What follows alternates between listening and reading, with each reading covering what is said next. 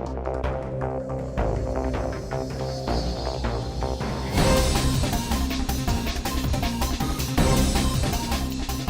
good morning, everybody. My topic today is the value of global mobility across borders in the accounting profession. And when I thought of this topic, the first thing that came to my mind was that the major benefit is primarily to the individual who has that experience. That's the first important thing. You bring something a bit different to your profession, and then to the organizations that we work in and that we serve.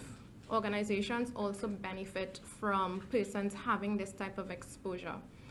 And I think the first thing I want to talk about is that it shapes the people in our profession. It allows, when you go on, for me, a secondment, you have to adapt. You have to learn to think quickly on your feet. And you have to learn to be very creative and innovative at times. The person that I left, when I left Trinidad to go to UK, I never paid a bill. For some reason, my mother paid all my bills, right? I gave her the money, she'd go flow, and she'd go TSTT, and she'd pay a bill. And I had to do that. And that in itself was something that, helped me to get a certain level of responsibility that I never had. Then it goes to the office, and you're like, Caribbean people, we could talk, we could tell a story, and we have presence. Now you have to show them that you are capable and you are intelligent as well. This brings a whole level of tenacity that you never thought you had. And I'm sure a lot of you have experienced that as well. The fact that I'm going to push through. There is everybody across the world, from Africa, from Philippines, from India, from Pakistan, Chinese, people who traditionally are known to be the smartest and the brightest, and then there's this little girl from Trinidad who couldn't even pay a bill before she came, coming to be like, you know what, I am Trini, hear me roar. And as I talk to people who have met there and we still are colleagues, we still talk, they always remember that the tenacity and the boldness and the spunk that Caribbean people have. So I think that in itself is one of the values that as an individual you get from something like this. It shapes who you are, and it helps you. It's like almost like a diamond in the rough, become that diamond. The other thing I want to talk about in terms of how it benefits, let's say, companies, is it allows filling of talent gaps. The reason I went there is because, it's easy as a KPMG to do secondments, I guess, but the truth is UK professionals, they needed people like us to work. It's not like if they don't have their people, but people from all these different countries come to work. So the 24 hours that I could spend at work, because that's what I'm there to do, is different from a UK national who has the family, the friends, the uni, going to go out and drink and lime.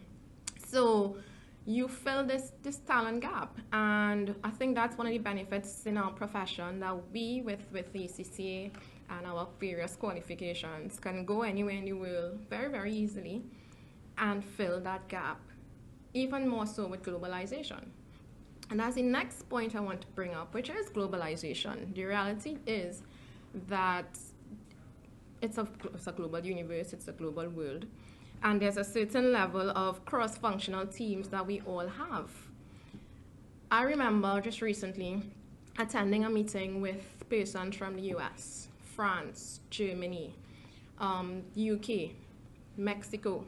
Big cross-functional team, and everybody's talking, and I was able to flow in most conversations because of my experience. I could talk on a range of topics normally. I'm a talker. But because of the experience that I have in the UK, I was able to talk about streets and Harrods. Like we could talk about, but actually saying, oh yeah, I went Harrods and I could buy nothing. You know what I mean? But I could talk, and I could talk about Camden Street, and we had a conversation. But after a while, I thought, enough of this. Why am I only talking about you? I'm a Trini. I'm representing the Caribbean on this meeting, and I have a presentation to do. So the night before the presentation, I reached out to all my colleagues, Jamaica and Barbados, Trinidad, and I said, you know what? Give me 10 fun facts about your country. This presentation is going to change. No more am I going to be, oh, I know what you do. You're going to know what we do. Change the presentation. The first 5 minutes was all about the fun facts. And after that, it was even different. One of the French guys kept coming up to me, Bob Marley.